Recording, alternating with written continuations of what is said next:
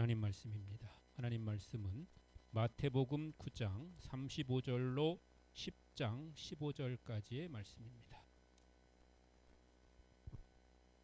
마태복음 9장 35절로 10장 15절까지의 말씀 함께 봉독하시겠습니다.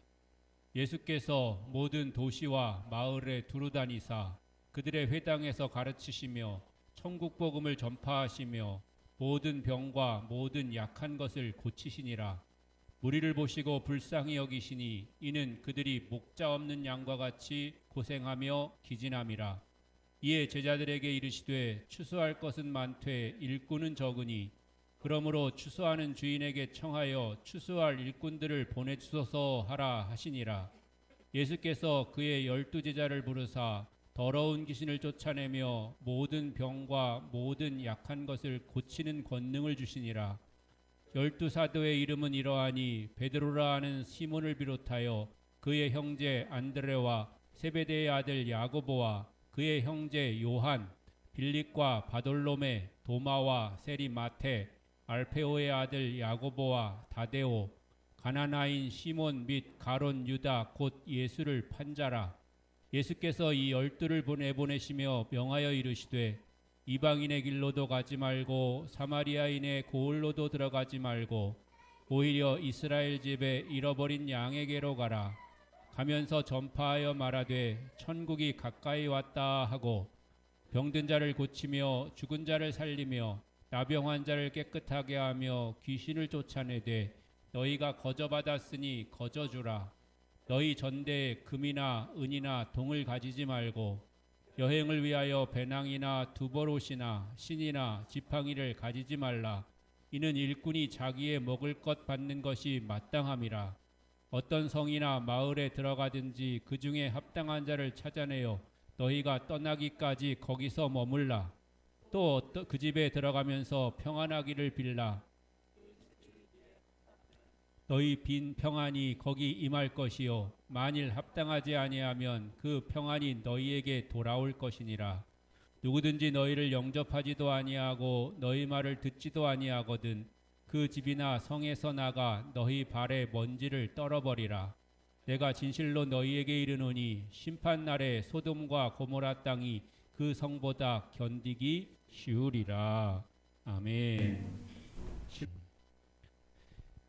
복음서 얘기하면 우리가 복음서라는 것은 예수님의 행적에 대해서 기록한 책이 바로 복음서입니다. 마태복음도 복음서니까 마찬가지겠죠. 예수님에 대해서 기록한 그런 책이 마태복음이겠죠. 예수님께서 하나님의 아들로서 본격적인 활동을 시작하십니다. 즉 본격적으로 메시아 그리스도가 되시는 것입니다. 여러분, 예수님은 큰 도시, 사람 많은 곳에서 활동을 시작하신 것이 아니고요. 예수님의 활동의 중심은 갈릴리였습니다. 예수님은 갈릴리를 중심으로 그 활동이 이어져 가고 있는 것입니다. 예수님은 갈릴리에서 활동을 시작하셔서 갈릴리를 중심으로 활동하시면서 주변 지역을 다니시면서 활동하시고 또 예루살렘도 올라갔다 내려오시고 또 그런 여러 가지 활동을 하시는데 오늘 우리가 읽은 성경이 나오는 그 장면은 예수님께서 두 번째로 갈릴리에 계시면서 활동하시는 그런 장면을 소개하고 있는 것입니다. 오늘 성경을 보니까 예수님께서 모든 도시와 마을을 두루 다니사 이렇게 말씀하고 계십니다. 저의 아전인수적인 그런 해석입니다마는 예수님의 갈릴리 사역은 우리 교회와 너무나도 같은 모습이다. 저는 그렇게 생각합니다. 우리 교회도 도시와 시골을 모두 품고 있는 교회이기 때문에 그렇습니다. 우리 교회는 도시와 시골을 두루 다니면서 전도할 수 있는 좋은 위치에 있다고 그렇게 믿습니다. 여러분, 도시와 시골이 잘 어우러져 있는 우리 교회에서 우리가 함께 신앙생활하는 것을 기쁨으로 여기고 뿐만 아니라 우리가 도시에서도 전도하고 시골에서도 전도하며 예수님과 같이 그렇게 두루 다닐 수 있는 그런 특권이 우리에게 있음을 기억하면서 기쁨으로 주의 일 감당하는 그런 여러분들이 되시기를 바랍니다.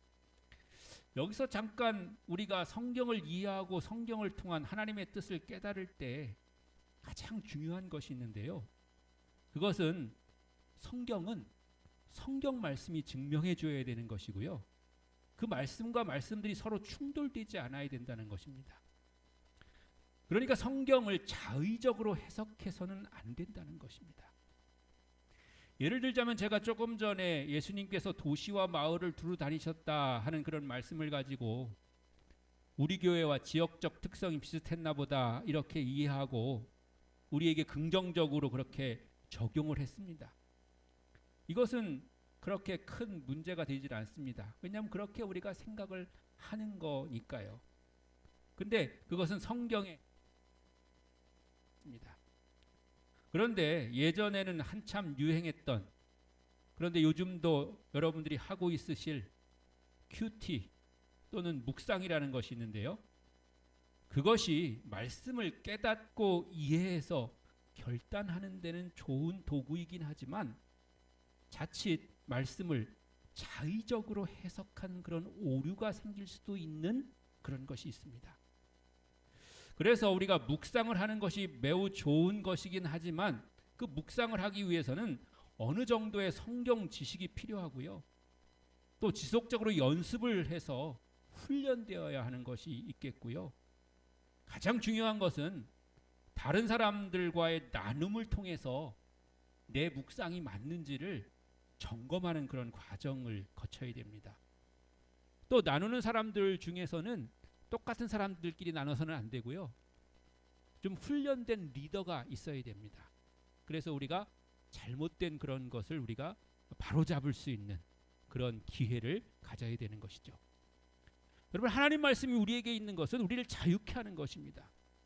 그러므로 참된 자유를 얻기 위해서는 말씀을 바로 이해하고 또 바로 읽고 해석하는 그리고 적용하는 그런 과정을 거쳐야 되는 것인데요. 그렇지 않으면 우리가 말씀을 많이 읽고 아는 것이 중요한 것이 아니라 그것이 오히려 독이 되고 올무가 될 수도 있다는 사실에 우리는 주의해야 됩니다. 가장 특별한 예를 들자면 이단들이 그렇습니다. 여러분, 이단들이 우리에게 뭐 따로 특별히 잘못된 것 가져와 가지고 우리를 미혹합니까? 그렇지 않죠. 성경 말씀 가지고 와서 합니다. 성경 말씀이 이랬다 저랬다 그렇게 이야기하는 것이 틀린 게 하나도 없습니다.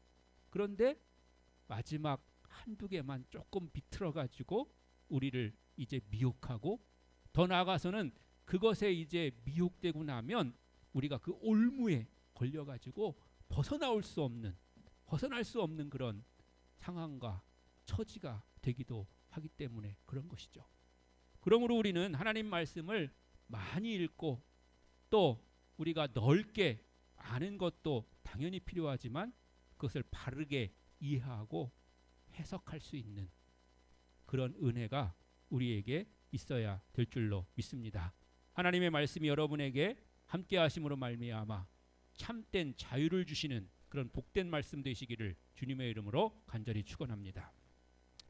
다시 우리가 본문으로 돌아와서 예수님은 각처를 다니시면서 가르치시고 복음을 전파하시고 모든 병과 약한 것을 고치셨습니다. 할렐루야. 이것이 바로 예수님 사역의 특징이라고 하겠습니다.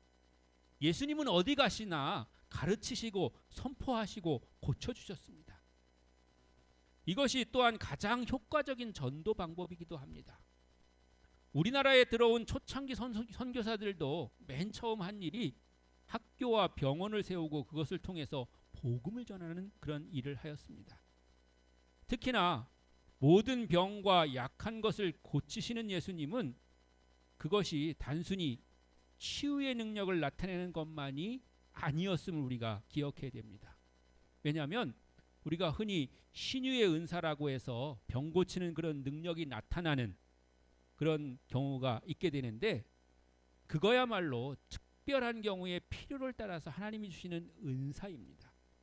그런데 하나님의 치유는요 언제나 우리에게 나타날 수가 있는 것이고요.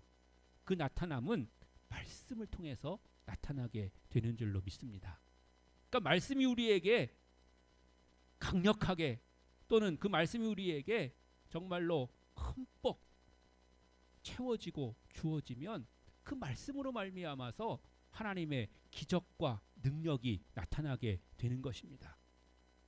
그러므로 우리가 말씀을 들을 때 말씀에 집중하며 또 말씀이 내 안에 충만히 채워지는 것을 우리가 경험해야 됩니다. 즉 말씀을 들을 때 사실은 모든 주변의 그런 것들은 다 없어지고 말씀과 나만 남아야 됩니다.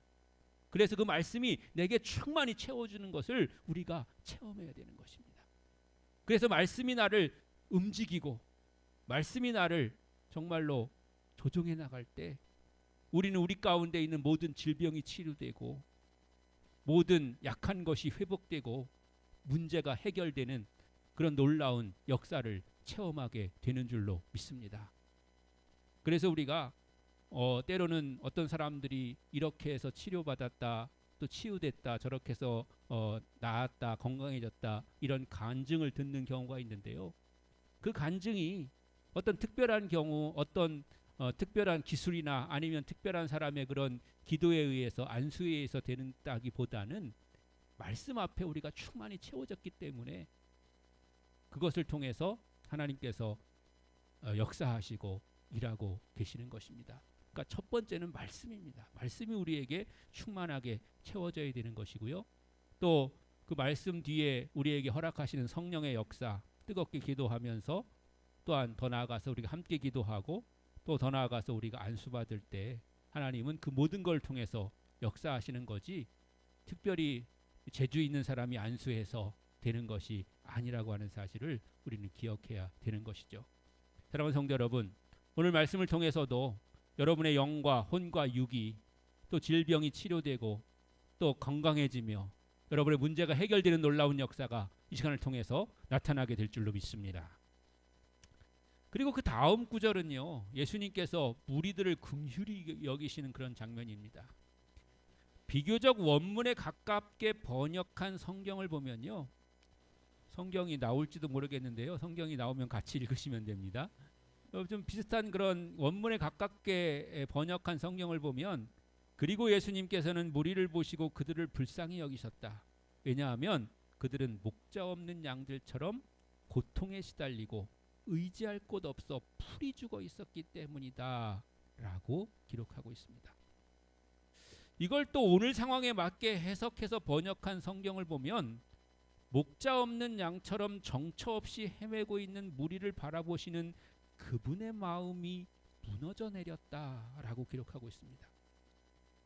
예수님은 무리를 보시고 그 무리의 모습을 보시고 애통하셨습니다. 애통이라는 말은 한자어로는 슬프고 가슴 아픈 것을 말하는데요. 애는 우리말로는 창자를 말합니다.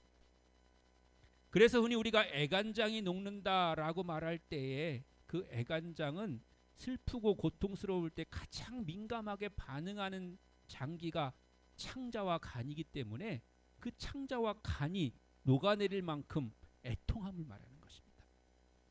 그런데 뜻밖의 성경의 언어인 헬라어도 마찬가지입니다.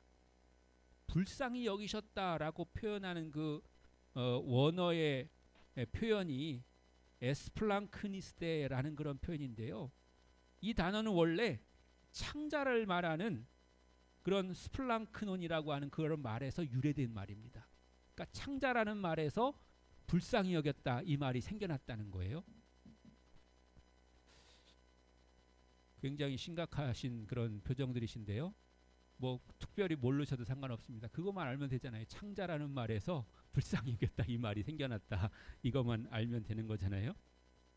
그래서 예수님의 마음이 창자가 쓰라릴 만큼 괴로워하면서 동정하는 마음을 지니셨다는 뜻입니다. 여러분, 전도자에게 필요한 마음이 바로 그런 겁니다. 전도자는 전도할 대상자를 향해서 창자가 쓰라릴 만큼 그런 괴로운 마음과 동정하는 마음이 있어야지만이 전도할 수가 있는 겁니다. 왜냐하면 그렇지 않으면 전도하는 사람들이 늘 우리 말을 잘 들어주고 또 순응해주고 따라주고 그렇게 합니까? 뭐 잘 즐겁게 얘기하고 또 같이 이렇게 지내다가도 뭐 전도 얘기만 하면, 교회 얘기만 하면 막 화내는 사람도 있고요. 아, 거기 그건 얘기하지 말라고 우리에게 그렇게 막 말하는 사람도 있잖아요. 여러분들의 집에도 있죠, 그런 사람? 네. 그렇기 때문에 힘든 거거든요. 근데 그럴 때에 우리가 같이 화내고 같이 포기하고 실망하고 낙심하면 안 되잖아요. 그렇게 할 수 있는 이유는 뭡니까? 우리가 정말 그 영혼을 생각할 때 내 창자가 쓰라릴 만큼 그렇게 안타까운 마음, 그런 마음을 가지고 있을 때 우리는 그 사람을 전도할 수가 있는 것이거든요. 전도 대상자들을 향한 여러분의 마음이 이런 마음이 되시기를 주님의 이름으로 간절히 축원합니다. 그런데 여기서 무리가 이렇게 불쌍하게 된 이유가 있습니다. 왜냐하면 그들을 지키고 가르치고 인도할 목자가 없기 때문이라고 그렇게 예수님 말씀하세요. 그래서 목자가 없으니까 가르칠 사람도 없고 또 복음을 전해줄 사람도 없고 또 치유할 사람도 없으니까 그 무리가 그렇게 불쌍해진 거거든요. 그래서 예수님이 제자들에게 말씀하십니다. 추수할 것은 많되 일꾼은 적으니 그러므로 추수하는 주인에게 청하여 추수할 일꾼들을 보내주소서 하라. 이건 무슨 말이냐면 지금 추수할 때가 됐는데 추수할 일꾼이 없다는 거잖아요. 추수라고 하는 건 때가 있는 거거든요. 그 때를 놓치면 그 곡식은 못 쓰게 버리게 되고 마는 것이죠. 그렇기 때문에 추수할 일꾼은 주인의 입장에서든지 일꾼의 입장에서든지 꼭 필요한 겁니다. 그래서 예수님은 제자들에게 일꾼을 보내달라고 기도하라고 말씀하고 계시는 것입니다. 여러분, 우리들도 하나님 앞에 이런 기도를 많이 하게 되잖아요. 하나님, 우리 교회 일꾼이 부족합니다. 일꾼 보내주시옵소서. 교회 학교 교사도 보내주시고 또 뭐 봉사할 사람도 보내주시고 전도할 사람도 보내주시고 뭐 이렇게 보내달라고 채워달라고 우리가 기도할 때가 있습니다. 여러분 기도하고 계시죠? 예, 저도 그렇게 기도하고 있습니다. 우리가 그런 기도를 많이 하게 되는데요. 우리 교회도 그런 일꾼들이 많이 필요한 것이 사실이죠. 예수님께서 기도하라고 하셨으니까 제자들도 당연히 기도했을 거 아닙니까? 일꾼을 보내주소서, 추수할 일꾼을 주시옵소서, 이렇게 제자들도 기도했을 텐데요. 아마 제자들은 더 뜨겁게 기도했을지도 몰라요. 우리는 주여 한 번만 외치고 통성으로 기도하지만 제자들은 막 3번씩 외치고 주여 주여 주여 기도하고 막 그랬을지도 몰라요. 그리고 개인 시간에도 기도하고 대표 기도자도 기도하고 새벽 기도 시간에도 기도하고 그렇게 계속해서 아마 제자들이 기도했을 거예요. 하나님이 응답해 주실 것을 믿고 응답하실 때까지 기도하고 있는 그런 제자들의 모습을 보시는 하나님 예수님이 제자들을 부르셨어요. 제자들을 부르시는 장면이 이제 한 장이 넘어가서 10장이 됩니다. 10장 1절입니다. 예수께서 그의 12제자를 부르사, 그 제자들을요 지금 부른 게 아니고 이전에 불러가지고 제자를 삼으시고 또 제자로서 예수님을 따라다니면서 제자 교육도 받고 실습도 하고 있는 그 제자들을 예수님께서 한 자리에 모으셨다는 그런 뜻입니다. 여기서 제자를 부르셨다는 거는요. 마태는 그 사람들이 누구인지를 분명하게 하기 위해서 그 이름을 기록합니다. 여러분, 성경에서 이름이 기록되어 있다는 건요, 그것도 한 사람의 이름이 아니라 여러 사람의 이름이 단체로 기록되어 있다는 거는요, 성경의 역사적인 또 상황적인 사역적인 변화가 일어나고 있다는 것입니다. 구약의 족보가 기록되어 있다든지 아니면 사람들의 명수가 헤아려져 있다든지 그러면 그 전과 후에 그런 역사적인 상황이 바뀌고 있다는 것을 말하는 것입니다. 여러분 성경을 읽으면서 그걸 자세히 보시면 좋습니다. 마태복음이 처음 시작되는 마태복음 1장 1절에서도 족보가 기록되어 있잖아요. 그 족보가 기록되어 있다는 것은 그 전 상황과 그 후 상황이 달라진다는 걸 말하는 거예요. 어떻게 달라졌어요? 구약과 신약으로 달라지잖아요. 예수님 이전 시대와 예수님 이후 시대로 달라지는 거잖아요. 달라지는 걸 보여주기 위해서 그렇게 하는 건데요. 지금 이제 마태도 예수님이 이제 제자들을 부르시고 무언가를 하시려고 하시는데 그에 따라서 제자들의 이름을 이제 기록하고 있는 것입니다. 2절과 4절까지의 제자들의 명단이 나오는데요. 재미난 것은 여러분 9장까지는 그 제자들을 제자라고 불렀고요. 10장에서부터는 그 사람들을 사도라고 부르고 있다는 거예요. 변화가 생기는 거죠. 제자는 배우고 따라다니는 사람들이라면 사도는 보내서 일하게 하는 사람들을 말하는 것입니다. 그들의 이름은 다음과 같습니다. 2절부터 4절까지입니다. 12사도의 이름은 이러하니 베드로라 하는 시몬을 비롯하여 그의 형제 안드레와 세베대의 아들 야고보와 그의 형제 요한, 빌립과 바돌로메, 도마와 세리 마테, 알페오의 아들 야고보와 다데오, 가나나인 시몬 및 가룟 유다 곧 예수를 판 자라. 아멘. 예수님은 당신의 제자 12명을 모아놓고 그들을 이제부터 사도로 임명하신 것입니다. 임명장을 주시면서 그들에게, 제자들에게 더러운 귀신을 내어 쫓고 모든 병과 모든 약한 것을 고치는 권능을 제자들에게 주신 줄로 믿습니다. 할렐루야. 여러분, 예수님이 지금 뭐라고 하셨죠? 할 일이 많아가지고 일꾼이 부족한 그 상황 가운데서 예수님 제자들에게 일꾼 좀 보내달라고 너희들 기도해라, 이렇게 말씀하셔서 제자들이 그 명령 따라서 열심히 그 기도 제목 갖고 기도했더니 예수님이 다른 곳에서 일꾼을 뽑아서 보내주신 게 아니고요, 기도하는 그 제자들을 일꾼으로 삼으신 줄로 믿습니다. 바로 이것이 하나님이 일하시는 방법입니다. 우리가 이런저런 필요를 위해서 기도할 때 주님이 어디 다른 곳에서 특별한 사람들을 보내주시는 것이 아니고요, 또한 돈 주고 누구를 직원으로 채용해서 일하게 하시는 것이 아니고요, 우리 안에 이미 일꾼을 보내주셔서 그 일꾼들을 세우시고 그 일꾼들을 통해서 주의 일을 감당하게 해주시는 줄로 믿습니다. 때로 여러분들이 어떤 것에 대해서 기도하고 계시다면 이미 하나님은 여러분 마음속에, 여러분의 삶 속에 그런 것을 채워놓고 계신 것입니다. 그것을 사용하면 되는 것입니다. 여러분의 기도의 응답이 여러분 자신임을 깨닫고 순종하는 여러분 되시기를 주의 이름으로 축원합니다. 이어지는 5절부터 마지막 절까지의 말씀은 파송의 말씀입니다. 먼저 그들이 가야 될 곳이 어디냐라고 했을 때 이스라엘의 잃어버린 양에게로입니다. 이 말씀의 뜻을 우리가 오해할 수가 있는데요, 어디 저기 가지 말고 이스라엘의 잃어버린 양에게로 가라 이렇게 하니까 다른 데 전도하지 말고 이스라엘에만 전도해야 된다, 이렇게 오해하면 안 되고요. 이것은 전도의 우선순위를 말하는 것입니다. 가까이 있는 곳부터, 정해진 곳부터 먼저 하라는 것입니다. 왜냐하면요, 전도는 가까이에서부터 해야지 더 쉽습니다. 아우, 이거 전도 안 해봤나요? 가까운데 더 힘들는데요, 이렇게 생각하시는 분들이 분명히 계실 텐데요, 그건 여러분들이 그냥 그 자체만 생각하니까 그렇습니다.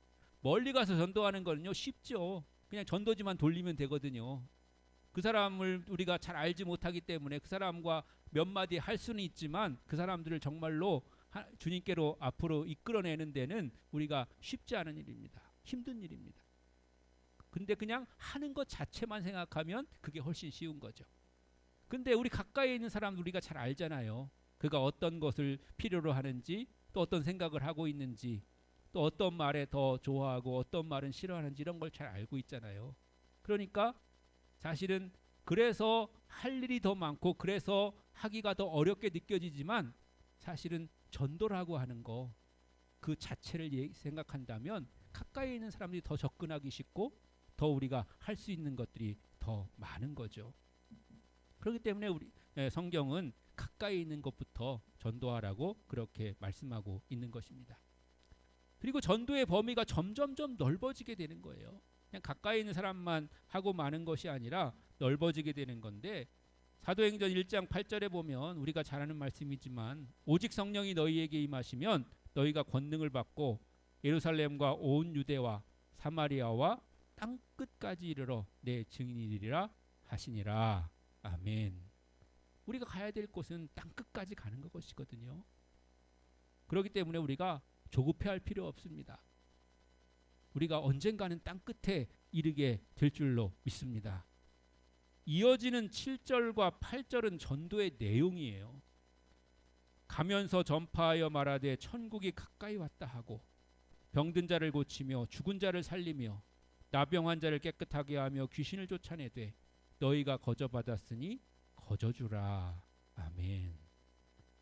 어휴, 이거 뭐 이런 것들은 제자들이나 하는 거지 내가 어떻게 하나 이렇게 생각하시는 분들이 계실 텐데요. 그리고 혹시나 또 할 수 있으면 목사님이나 하지 뭐 이렇게 생각하시는 분도 계실지 모르겠습니다. 그래 여러분, 어려워하지 마십시오. 내가 믿는 하나님을 이야기하면 되는 겁니다. 나의 체험과 간증을 이야기해 주는 겁니다. 어려움에 처해 있는 사람, 병든 사람을 만나면 그를 위해서 기도해 주면 되는 겁니다. 모든 것을 다 하나님 앞에 맡기면 되는 것입니다.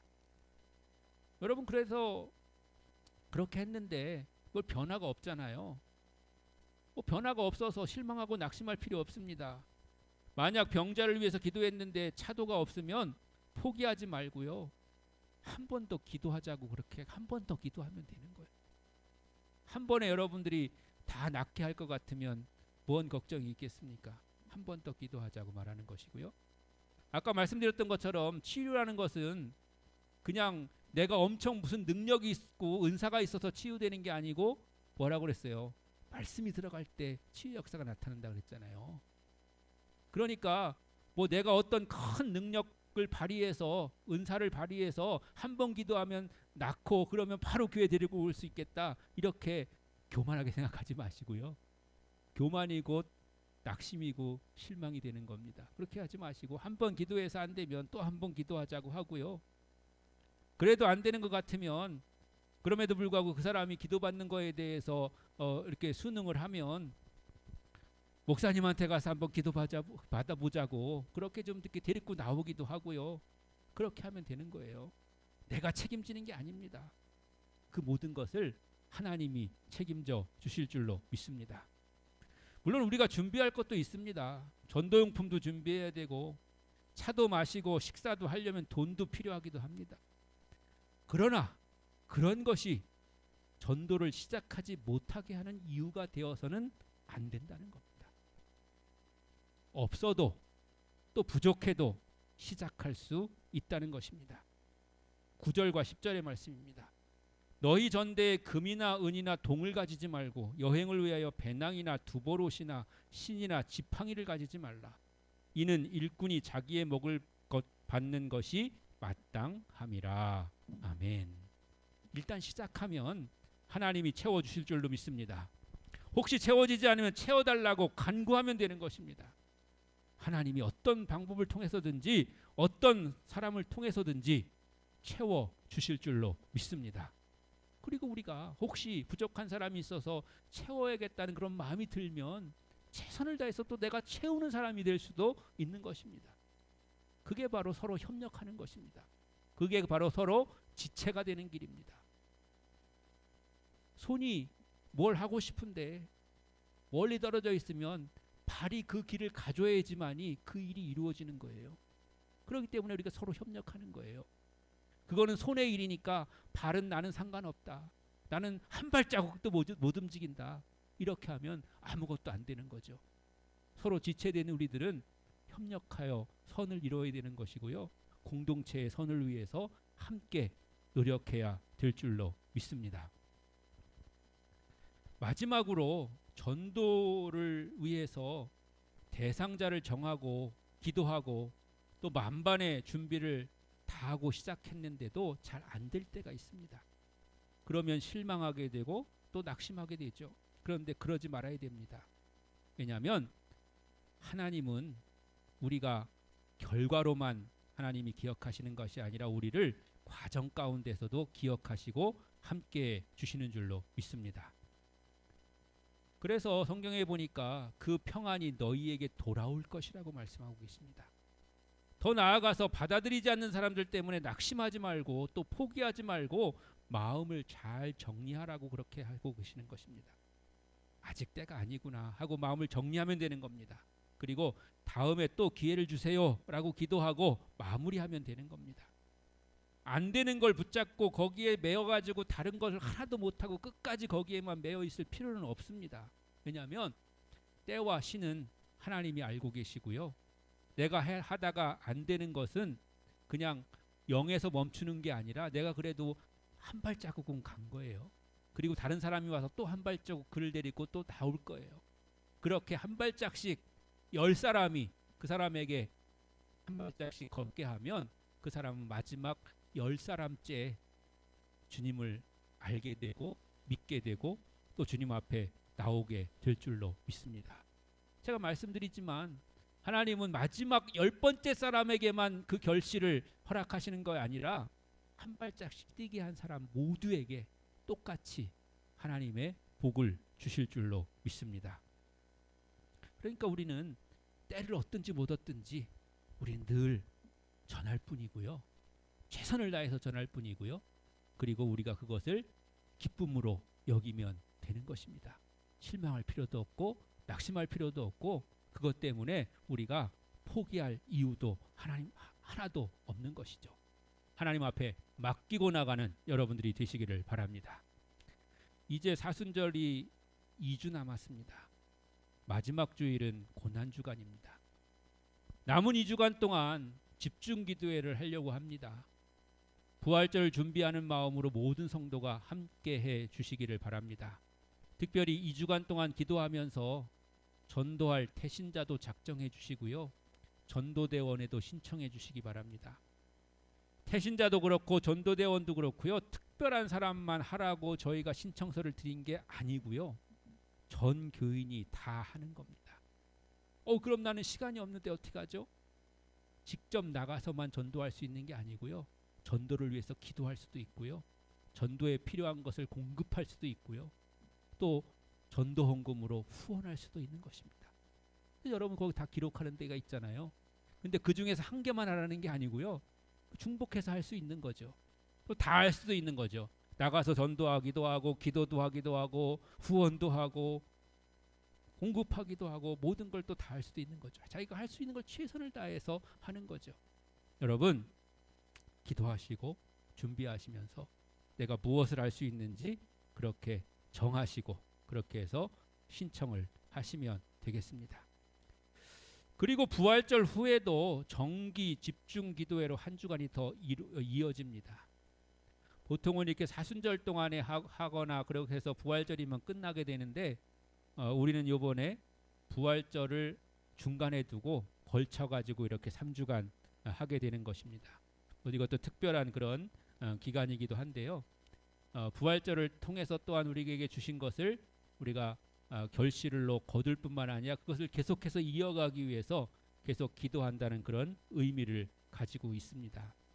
3주 동안 집중 기도를 통해서 여러분들이 정말 준비되고 또 준비된 것을 통해서 하나님의 일을 이루어가는 그런 성도가 되시기를 바랍니다. 이제 3월달 말이 되고 4월달이 되면 씨앗 뿌릴 때거든요. 감자 심을 때예요. 마침 요즘이 감자도 심고 막 그럴 때인데요. 뭐 다 아시죠? 농사들 다 지어보셔가지고 그리고 막 거름 내고 이럴 때예요 지금이.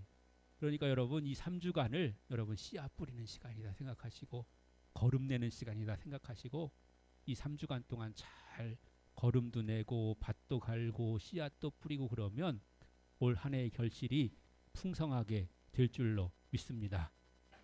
3주간의 집중기도회가 올 한 해 믿음의 결실을 위한 좋은 씨앗, 밑거름이 되게 해 주시기를 바랍니다.